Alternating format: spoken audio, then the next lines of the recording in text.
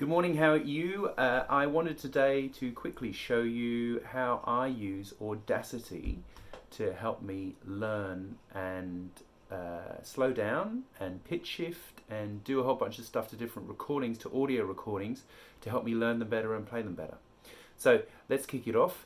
We are going to go to Audacity here. You see here we've got download Audacity. You pick whichever one is your system. I'm just going to click to my little tab here in Audacity. Here you can see the interface. You'll need to change some options to make it work for your computer. So what I did is, if you're on Windows computer, I used Windows Wasabi, and it's just talking to my speakers. It's recording in stereo. You can see all that sort of stuff. That's the only settings I ever set up. I'm in no way an IT genius. So let's have a go at recording something. The transport here works exactly like every single transport you would expect, like an old cassette deck.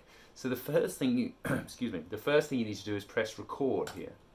Now, earlier I recorded myself having a little jam. So let's just give that a go. That'll come through the speakers here.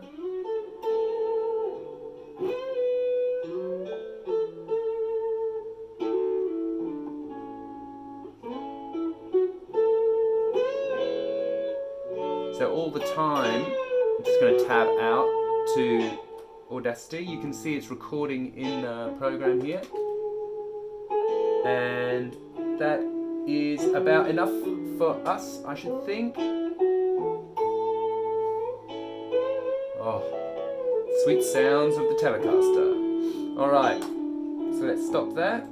Let's stop me. And we're going to go back here to Audacity. Now the first thing I always do is I click the Analyze button. No, I don't. I click the Effect button. And you see here it's got Amplify.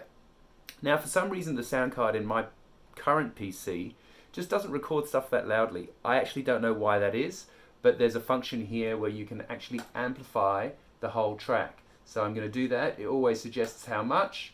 It's very user friendly. And here you go. Here's my sound recording. So let's have a quick listen to that. You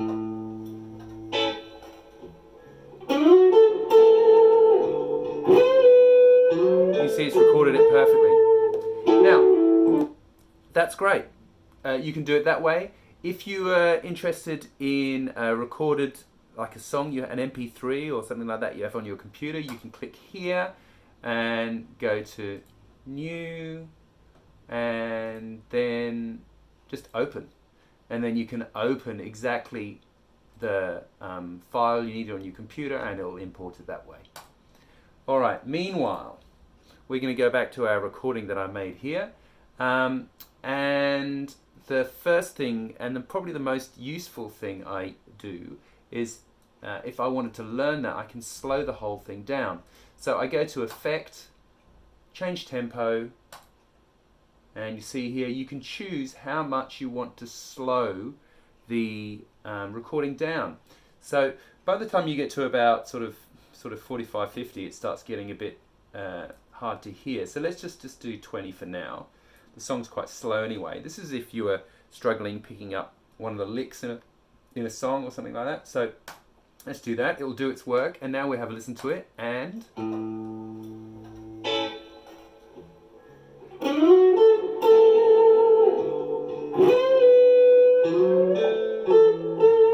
okay. So you can hear that the pitch has remained exactly the same, and the song is now a bit easier to pick up. Pick up chords, pick up licks. So that's one thing. I'm just going to undo that.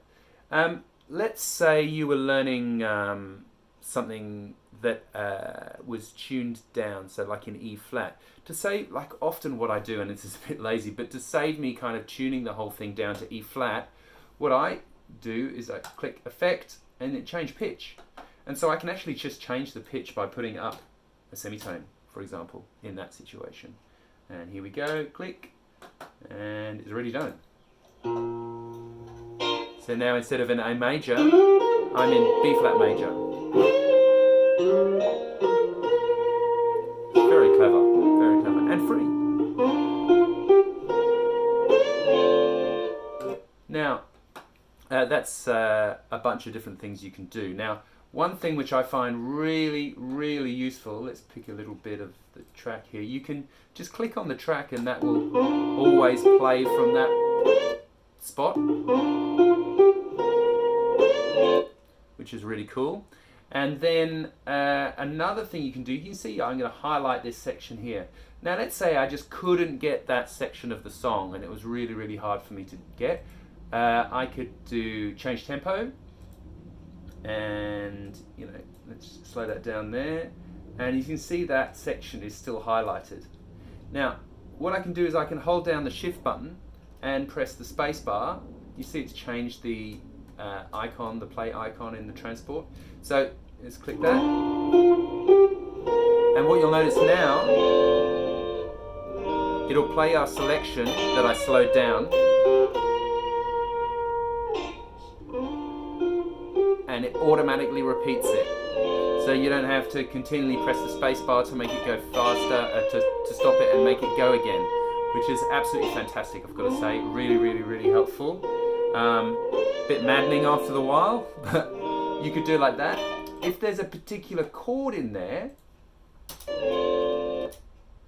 that is a great way of figuring out a chord if you're not quite sure of the chord. So you can hear the chord really, really clearly there.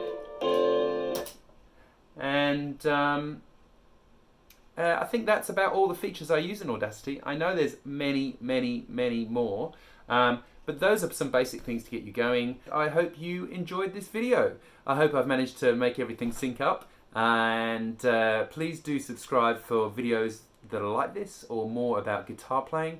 I have lesson videos and technique videos, a whole bunch of things really.